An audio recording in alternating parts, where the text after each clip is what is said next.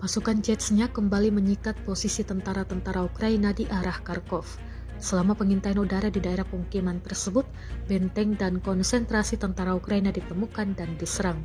Rekamannya diunggah di Telegram Kadiro 95 pada Senin 24 Maret 2025.